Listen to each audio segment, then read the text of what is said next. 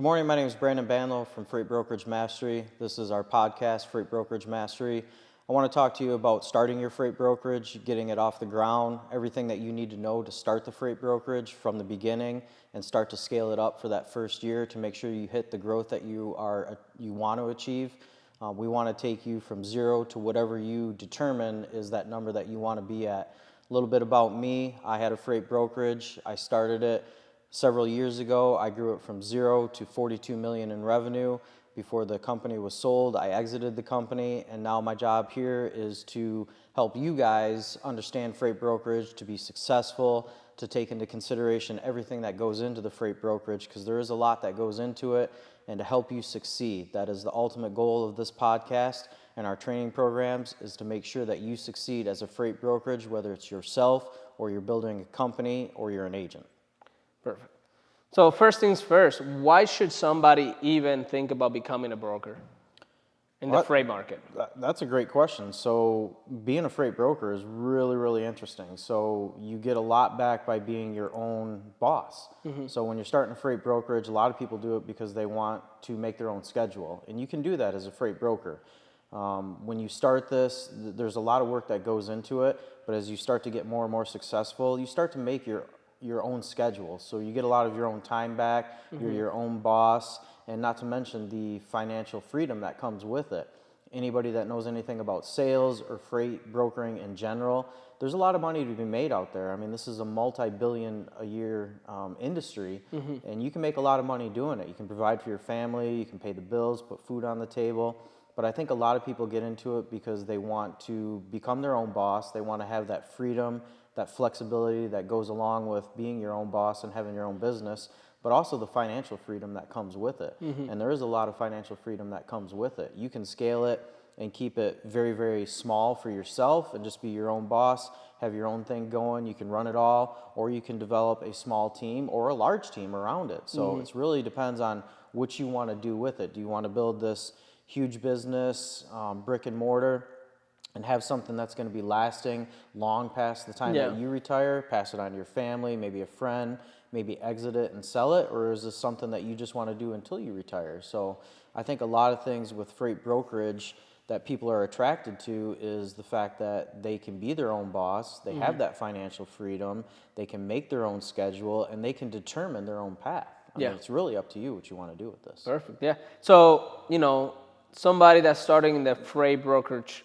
industry, what should you do first before you think about starting a brokerage? Because I would imagine starting a business, especially logistics, it seems more like a pretty complex industry. It's not, for example, starting a gym, it's not as complex as starting a brokerage because you have to deal with multiple parties, right? So sure.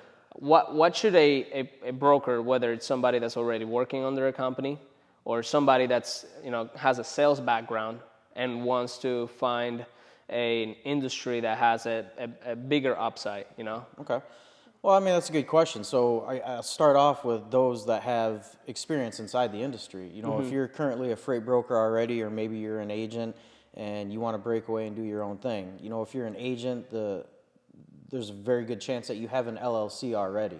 You don't have your own MC number or your own authority and bond and stuff like that, but you have your LLC, you're familiar with the market, you probably have a book of business, whether it's small or large, and now you're saying to yourself, I want to go out and I want it to be mine. So if you have that kind of experience and that's where you're at currently in your stage of life, and you want to go out and do your own thing, the first thing you need to do is get your MC number. Yeah. So you want to file with the DOT, FMCSA. You want to get granted your authority, which is a brokerage authority. You want to look at getting insurance. A big thing that a lot of people don't look at is you want to find a good CPA. Your books are going to make or break you. So, and if you're growing a freight brokerage business, you don't want to be in charge of all the books. I highly recommend that you find a good CPA, whether it's local or national, somebody that can handle those books for you. You want to obviously get your TMS system, your transportation management software. You want to get a phone system in place. You want to get your email in place. And then you want to determine how you're going to make that exit, which is going to be talking to your customers, your clients, and say, hey, we've had a good relationship. I'm going to go out and start my own thing here. I've been working with you for a lot of years, and make sure that you can transfer some of that business over. Because when you start a brokerage, you want to make sure that you do have some business coming in, but you don't want too much business coming in if you're starting right off the bat either. Why is that? So a lot of people are just not familiar that with when you start a freight brokerage, you're getting a brand new MC number. So your MC number has just been issued by the DOT, by the FMCSA. You have zero credit out there. So now we're talking about factoring companies. You can have all the business in the world, but if you can't service that business, you're going to fail from the start. Right. And it also means you're going to have a lot of capital that you're going to have to put up yourself. It's going to be a large investment. Whatever you're paying the carriers is going to come directly out of your pocket. So once you go out and you get your MC number and your insurance, before you make that transition into it being your own business, you're going to have to put in some legwork. You're going to want to get in front of those factoring companies, and you're going to want to get set up with them. And chances are, and don't be surprised if you hear this, you don't have any credit. Right. We can't work with you. We can't factor you. That's understandable. I mean, again, you just got your MC number. You just got your EIN, which is your employee identification number. That's for the federal government, for your taxes. You have no credit behind that. So you have to have those three things in place before you can even consider doing your brokerage, whether you're an established agent or a broker inside the industry, or you're just brand new and you have some sales background. You're like, hey, I love freight brokerage. I love the idea of it. I want to go out and start my own. Keep that in mind. Your credit is going to be zero. You're not going to have any. So you're going to have capital to pay your carriers up front, which means you're also going to have to negotiate with these carriers to take your freight. Because if you look at the market today, I would say 80 to 85% of the carriers out there work with a factoring company. It's not just your one-horse operations that have 1, 2, 3 trucks. There are very, very large carriers out there that work with factoring companies because they need that cash flow coming in to keep their trucks running. So you need to take that into consideration when you're starting a brokerage. The credit is the biggest thing. So put in the legwork before you actually pull the trigger, go out and do it on your own. You want to get with your factoring companies. There's a ton out there, people. I mean, I don't even know how many there is out there, but there's hundreds out there. There's small factoring companies. There's large factoring companies. Do your research online. Find out the major factoring companies, which is real easy to find by doing a Google search. And start to call them, get them the information that they need so you're in your system so that they can start tracking you. The other thing that you want to do, whether you're in the freight brokerage industry right now, going out and doing your own thing, or you're brand new and you're just learning the freight brokerage, and we'll talk more about that later if you're brand new, but you want to start to set up some credit. And the way to do that is a couple different ways. You can go, there's a place called Ansonia, and it's a transportation, it's an Equifax company. I'm sure everybody's familiar with Equifax. Your personal credit is run on Equifax. So this is for like business credit. So you want to get an Ansonia account, and that's where you're going to start to build your credit. Your Blue Book, or not Blue Book, your Duns and Bradstreet number. You want to get a D&B number because that's also going to start tracking your credit. And on your Duns and Bradstreet, that's a little easier than Ansonia because Ansonia, it's going to require the factoring companies as well as the carriers that you're paying to report to them so that they can start to establish that credit history for you. And that's how you're going to get a credit score there.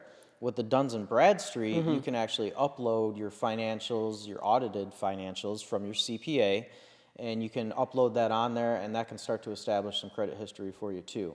So that's the biggest step or hurdle that you're going to encounter when starting a freight brokerage. You're going to run into credit problems. So I encourage you, before you pull the trigger and go on and take on all this freight with people that you have good relationships with, make sure you're in a position to take that freight. Start setting up your credit now, because most factoring companies won't work with you unless you've been in business for 6 months and you have some sort of reporting going on with your credit. What's the downside of doing this? Say somebody doesn't know that and they go ahead and take that much business without getting factoring. What's the risk? What's the downside? Why shouldn't they do that in the first place? There's a two-sided risk to that. One is the financial implication. You're going to have to put up the money to pay the carriers up front, which means you're carrying that note. That money's already out the pocket. Once you have established credit, you're not really carrying the note because you're billing on typically a net 30-day, which means you bill your customer and the clock starts. They have 30 days to pay, and they have to report their credit too, and their credit is being watched as well too. So typically good customers will pay within inside of the 30 days and some less. Now there's other verticals outside in this industry that will pay in 45, 90, or 120. It really depends on what they're doing inside the industry. But the downside is the financial side. So you're going to have to put out the money, and you're also going to have to convince the carrier to take the freight. If they're working with a factoring company, they're going to have to get a letter of release from their factoring company so that you can pay them directly. Gotcha. If they have a factoring company and they don't, and you don't have that letter of release that you can pay them directly, let's say you do that and then you pay that carrier, and for whatever reason that factoring company says, no, I was going to factor the load. Now you're on the hook for two. You just paid the carrier, but by law, because they have a factoring company and you did not have a letter of release, you are now obligated to pay that factoring company as well. So now you paid it twice. Wow. So you got to watch that. The other downside to that is, without having any credit and the risk and taking on that business, is going to be you might lose the business. If you're taking 100 loads a week, and one, you can't afford to do that financially. Yeah. But two, you don't have any factory companies that work for you, which means you can't get any carriers. That means either you're paying more than what you're billing, so you're already running in the red, or two, you just can't find the carriers to do it anyway. Yeah. So now you can't service the freight, which means you're going to have late deliveries. Right. And if you have late deliveries in this business, it only takes a couple, maybe even one, where a customer is going to be like, nope, didn't work out. We lost sales because you didn't do your job. And then you lose that business. So you're already under the gun coming out of the gate. So you got to watch that. I think credit is the single biggest hurdle that you're going to face when starting a freight brokerage of your own, under your own MC, your own authority. How much capital would somebody need to start a brokerage? How much capital do you recommend? It really depends on what you're doing, your book of business, and how much work you're taking on. That's why I say start small. Make sure it's something that you can afford. And it also is determined by the length of the haul. Right. If you're running what we call milk runs in the industry, which is 200-300 miles, your line haul, or what you're paying the carrier, is going to be considerably lower, anywhere from a couple $100 to maybe $2,000-$3,000 per load. If you're running it long haul, coast to coast, you could be paying $8,000-$9,000 a load. So you're going to have to pay that up front. So if you're running 20 loads a week, we'll just say at an average of $5,000, you're going to have a lot of money, capital coming in, or that capital to cover that freight. Right. So, I mean, realistically, I would say without credit, if you have a small book of business, I would say you're probably going to need to have right around $50,000 to maybe $75,000 just to pay your carriers. And remember, that's what's going to carry you until you get paid. Right. When your profit starts coming in. Because from the time you pay the carrier to the time you bill it out, you got 30 days before you get your first check. Right. And it could be a little bit more, again, depending on the industry. So you're going to have to carry that receivable until you get paid. So you're going to have to be financially secure in order to do that. Yeah. And so what would you do? You started your brokerage almost a decade ago, right? What would you do differently now if you were to start from zero again? That I guess some mistakes you made on the way, or things that you would have changed to either do it more profitably or get more revenue in the door faster. What is that? What would you do, I guess? So it all comes down to what you have on hand for cash flow. What your investment is going to be. If it was me starting over a brokerage from zero, I would do exactly like we just talked about. Before I even thought about taking on business, I would set up my MC number, I would get my insurance, I would get my TMS software, I would get my emails set up, I would get set up with the load boards, I would get my phone system in place, and then I would start to go out and cold call these factoring companies and get them the information that they need so that they can at least see me in the system, so that when a carrier calls, it's not like we don't even have them in the system. Right. They're in the system, but we don't have any history on them, so we're not going to factor. Right. So I would get with those factoring companies, get them set up, and then wait for a period of at least 4 months while you start to build that credit. And when I say wait 4 months, have your MC authority on the books for 4 months. That at least shows that MC has been established for 4 months. you don't have any credit, but you don't have any negative credit either. Right. So at that point, at 4 months, you're about 2 months out before they'll even consider factoring you. So at that point, start slow, start small. Take on what you can afford. Take on 4 or 5 loads a week, and pay those carriers. Get with those carriers that you negotiated with. Get the letter of release. Pay those carriers direct. Make sure those carriers are reporting to Ansonia.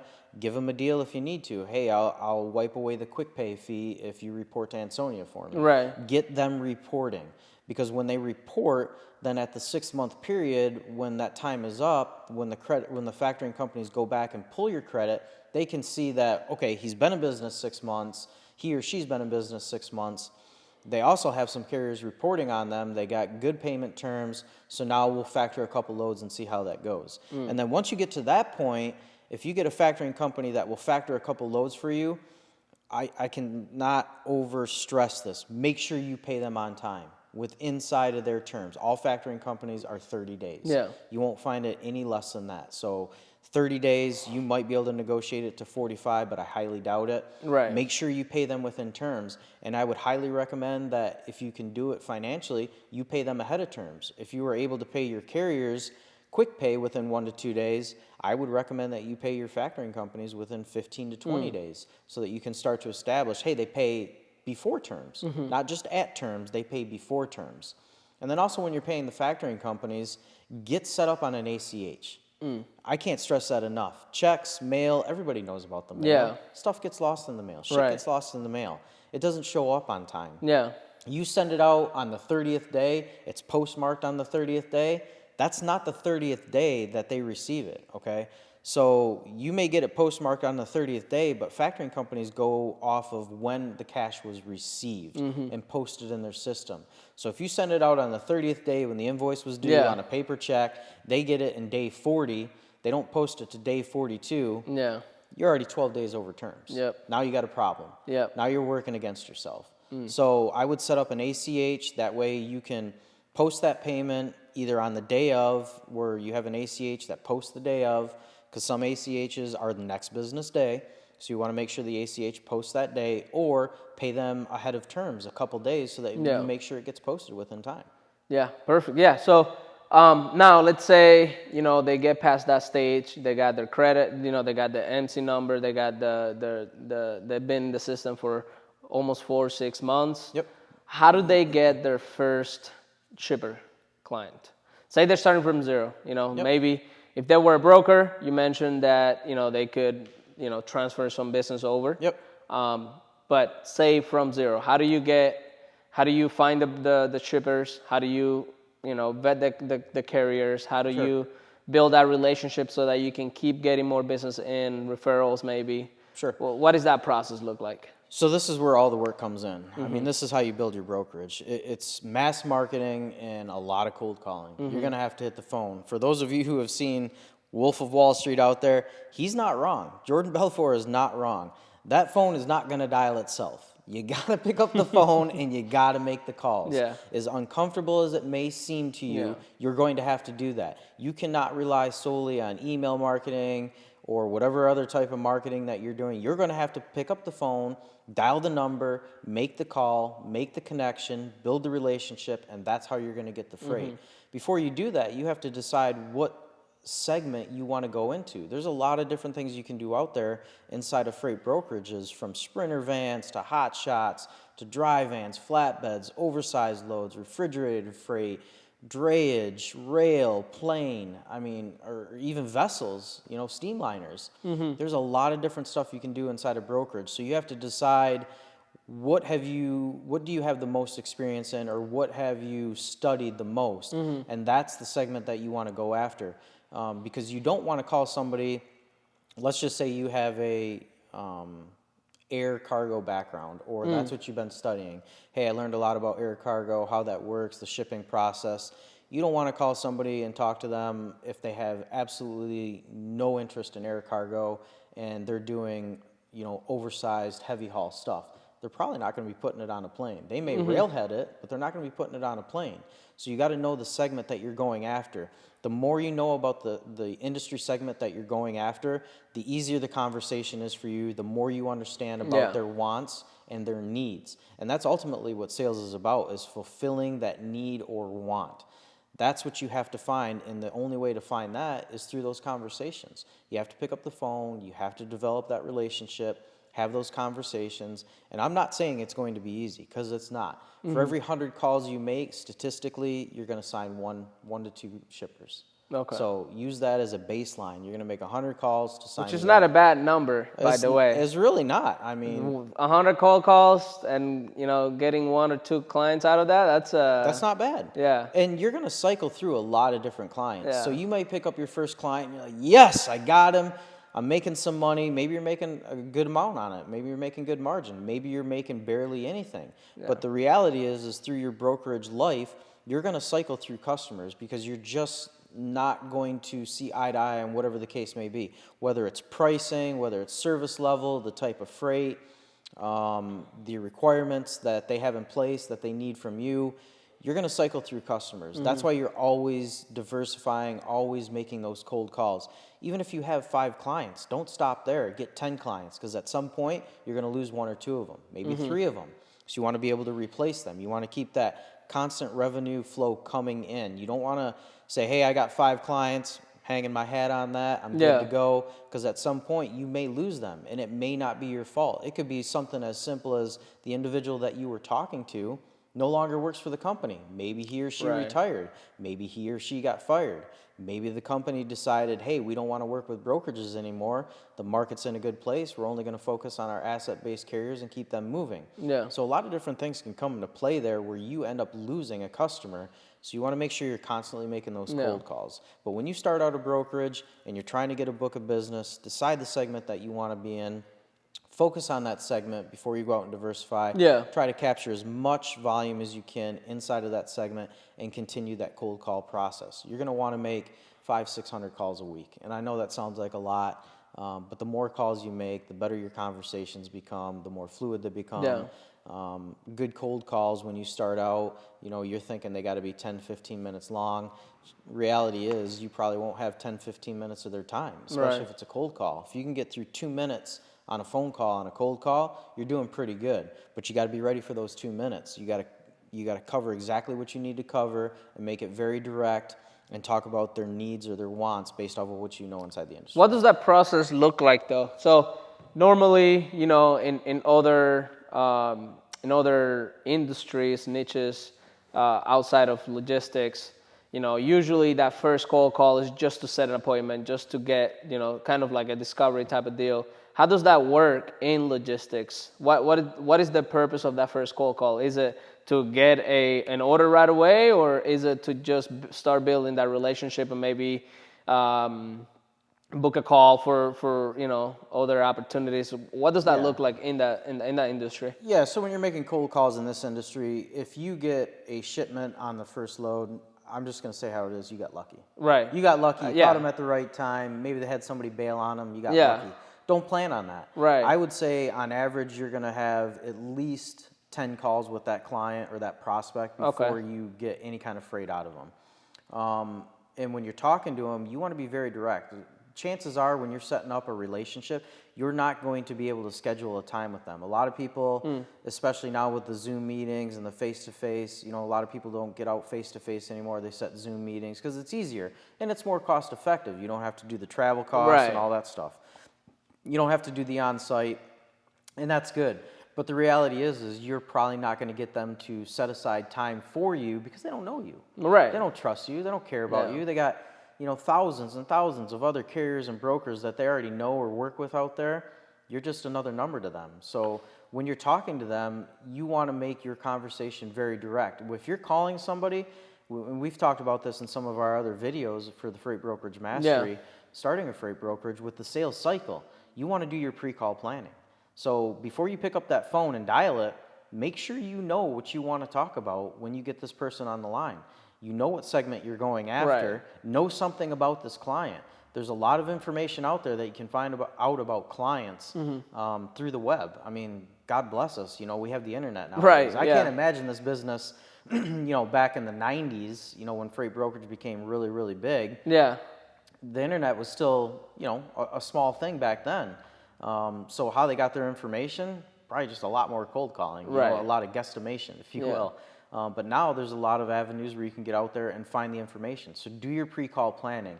Know about what you want to talk about and make your conversation very direct. Yeah. Nobody likes small talk on a cold call because they don't know you. They're not going to entertain you. You're going to find that conversation is very one-word answers. Yeah. You know, whether it's I'm not interested or what do you want, they're going to be very direct with you. Right. So be very direct with them. Introduce yourself real quick and then tell them why you're calling. Don't be afraid of that. Don't build your cold calls with a lot of fluff and a lot of, you know, what you perceive as humor, because they're not going to perceive it as humor. Don't do that. You know, you don't even know them. There is no relationship there. So be direct with them. It's okay to be direct because you're also taking into consideration their time. Look, I know you're busy. I'm not going to take a lot of your time. I do know that you do this. You know, make assumptions. I know that you do this. I do this as well. I'm familiar with the lanes that you're running. I'm familiar with your product. I understand that the challenges that you go through with shipping this product. Be very direct with them. And then when you're done with that quick call, hopefully ask for the email. And if you get the email, follow it up with an email. That call should be followed up with an email, just thanking them for their time. And then this is what I like to do on my cold calls or my email follow-ups is I like to make some assumptions. You're going to hear me say that a lot, but assumptions are okay because you don't know. Yeah. But if you did your research, your assumptions are going to be probably pretty close to what they're actually doing. So throw in some rates in there. Start pricing it right away. And then you can follow up because all that does is lead you to another conversation. Right. Even a simple one. Hey, did you get my pricing? Yeah. It leads you to another conversation. Maybe you didn't get a response on the email. It sets you up for a phone call. Yeah. Hey, I was just following up. I sent you an email with some pricing. Did you get the pricing? Right. Yes, I did get the pricing. Or no, I didn't. No, I didn't. Be ready with the pricing right there. Hey, I was pricing you from some of these locations to here. Or if they did get the pricing, how did it look? Be direct with your questions. You know, be very direct with it. That's how you're going to turn their head. And the reality is when you're just starting out a relationship, the first thing they're going to look at is price. Right. So you're going to have to be competitive. Yeah. And then you're going to have to show your service. They don't know anything about your service. Right. So that's how you're going to get them initially is on the pricing. You have to be price competitive. So make sure you keep that in mind when you do it. What is once you get that first shipper, right? What should you do to, number one, either get more business out of them or to possibly get a referral, you know, because one of the things is, you know, in the first, if you're brand new in the business, most likely your reputation is pretty much zero. Like no one trusts you. In fact, you probably are more of a risk to them. 100%. Because they, you know, you could fuck it up, right? Yep. So how do you, like, because I think one of the biggest things that I found, you know, doing marketing for other industries and niches, being an expert in one specific like segment of the industry puts you way ahead of all the other guys that are like, you know, trying to do everything at the same time because you become like an expert, an authority. So as a new broker, that's a huge thing in my opinion is you need to be an expert in one segment because that's how you build trust because you understand what you're talking about. Correct. So once you get that shipper, what is something that you recommend or that a broker must do to not only get more orders, more become or get that shipper to become a long-term client, and even get more referrals from that shipper? What are some things that they need to do right away? Well, so you mentioned something in there that's really interesting, and I want to touch on that real quick before I talk about, you know, what you can do to further that relationship and keep it going and moving it forward and getting the referrals is the risk. You are a risk to them. Don't forget that. You are a risk to them. And the reason you're a risk to them is because they don't know you. What if you don't pay the carrier? You know, we've talked about the financing earlier when we were talking. So it comes down to trust again. We touched on that earlier. You know, in order to get the freight to begin with, you got to build trust. You got to build the relationship. It's no different than in the beginning to the end and getting more freight. You have to continually build that trust, build that relationship before you can even get to the referral. Yeah. The referral comes much, much later after, dare I say it, hundreds of loads. Yeah. And you may never get a referral from a client, so don't count on that. But building the relationship to get more volume from that client comes down to communication. You got to communicate with them at least twice a day. You got to send those updates so that they have them in the morning when they sit down with their cup of coffee, and they got to report it back to their salespeople or their boss. Make sure you have an update for them right away in the morning. And then make sure you have an update for them right away at the end of the day. Yeah. Before you leave the office, give them 2 updates a day. I can't stress that enough. 1 update is not enough. A lot can happen in 8 hours, 10 hours, 12 hours. So make sure that you're giving them updates before they get into the office, and give them another update before they leave the office at the end of the day, so that they can go home with the confidence knowing that everything that I gave to Eldest is looking good, we're in good shape. And if you do that, again, you're going to have problems, but it's how you deal with those problems with the communication and not ghosting them and taking care of the problem. Right. If you do all of that and you communicate, you will build that trust and that relationship over time. And then once you do that, if your price remains competitive and they know that you're somebody they can rely on to take some of the workload off of their plate and manage it for them, you will get more freight from them because now they trust you. Now you've built that relationship. They don't have to ask you where the shipments are at. Yeah. You get shit done on time. You make sure that you communicate with them. You take care of problems when they arise. You help them out if they ever need help with a redelivery or something like that. You've established all that. Now they know, hey, when a shipment comes up, I'm going to ask Eldest first. He's the guy I want to go to because he makes my job easier. I have a lot of other shit on my plate. I don't want to deal with this. I'm going to give it to Eldest. Instead of 1 load, now you're getting 10 loads. Right. Or 20 loads or whatever the case may be. So that's the position you want to be in. But the only way to get to that position is by communicating and really showing them that you are the guy that they need to be giving the freight to because you get the job done. Yeah.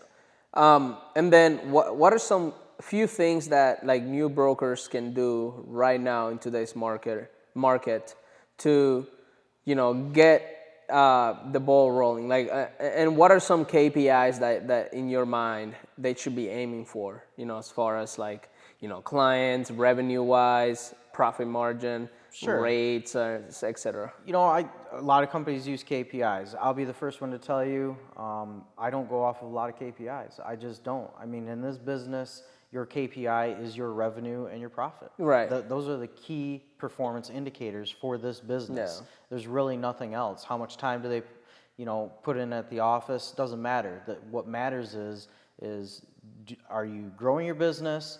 And is the revenue growing? Is the margin continuing to come in? Are you getting more margin? But the only way to do that is, again, by hitting the phone.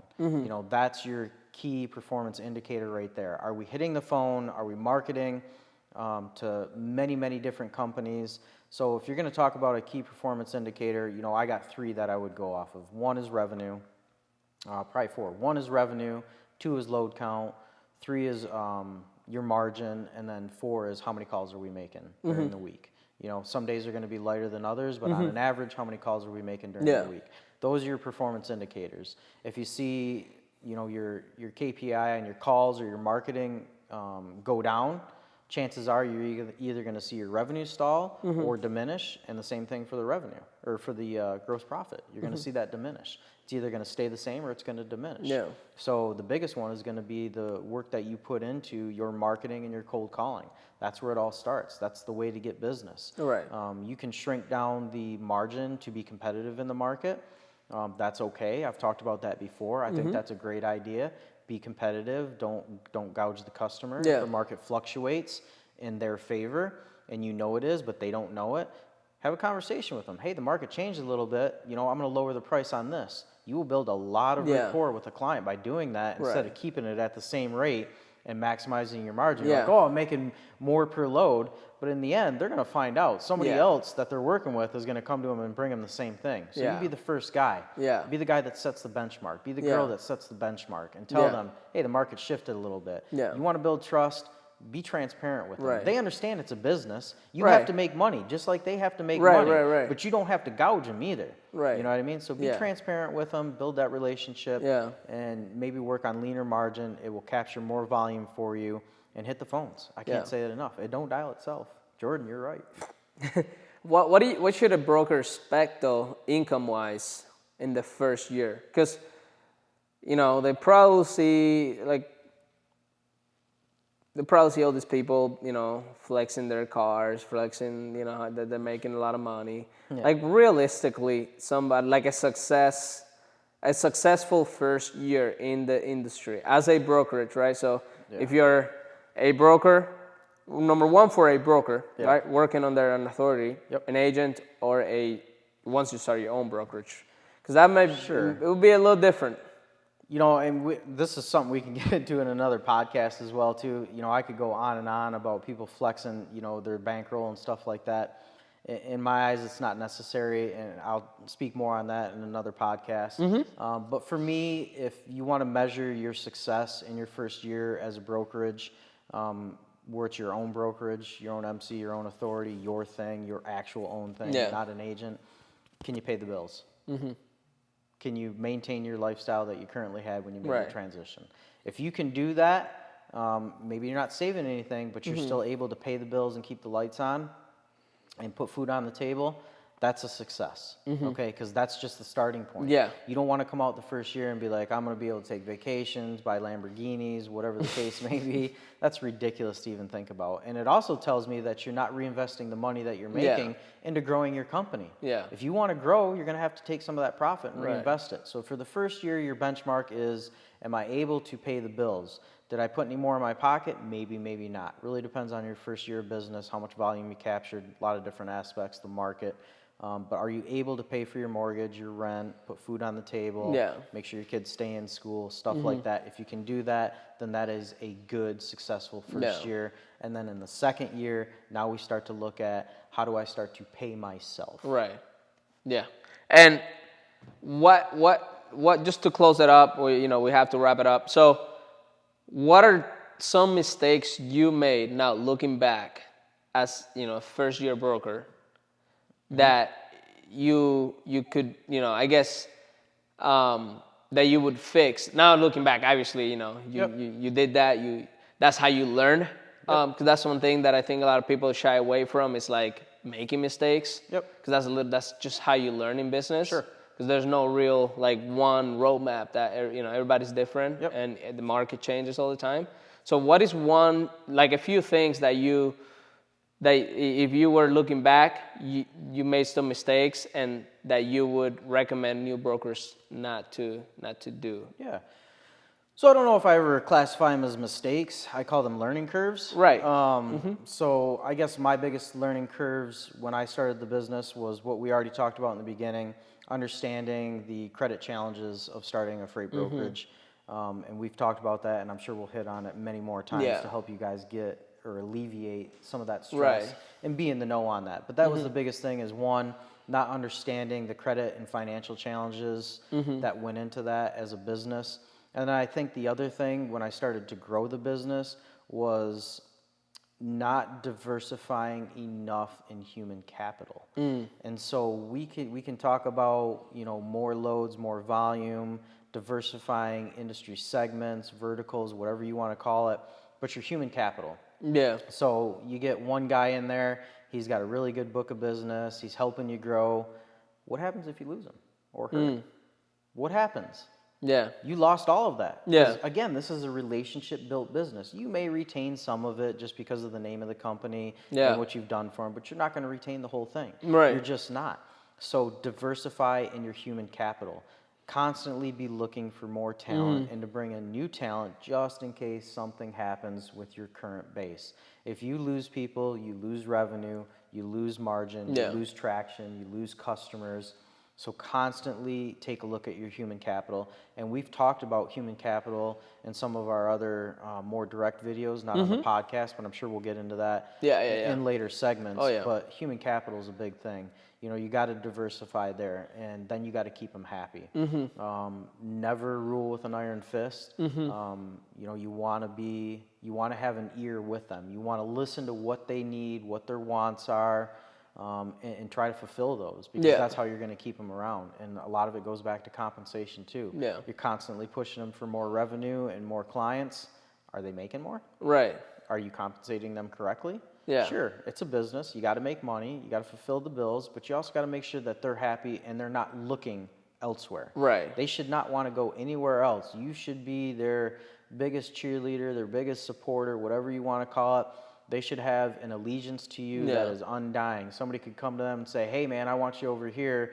And they should be like, nah, man, I'm happy right here. I'm happy right here. That's a big thing. That's a big thing because at the end of the day, especially if you started a business to get the freedom, you cannot get that freedom without, reliable high performers in the team because otherwise you'll always be involved in the business. So Correct. We'll have to wrap it up. Make sure you subscribe to the channel. If you do want some help growing your brokerage, make sure you click the link in the bio and book a call. We'll be able to, walk you through exactly how to grow your brokerage from the start of it to hiring, to training employees, to pretty much everything that goes into it. And in the next episode, we'll touch on some of the things that we left out, like the compensation side of things, hiring, training employees, and diving more into the operations side of things. So I think that's very important, fulfilling So do I. the services. So 100%. perfect. Looking forward to helping you guys grow. Let's hit the phones. All right.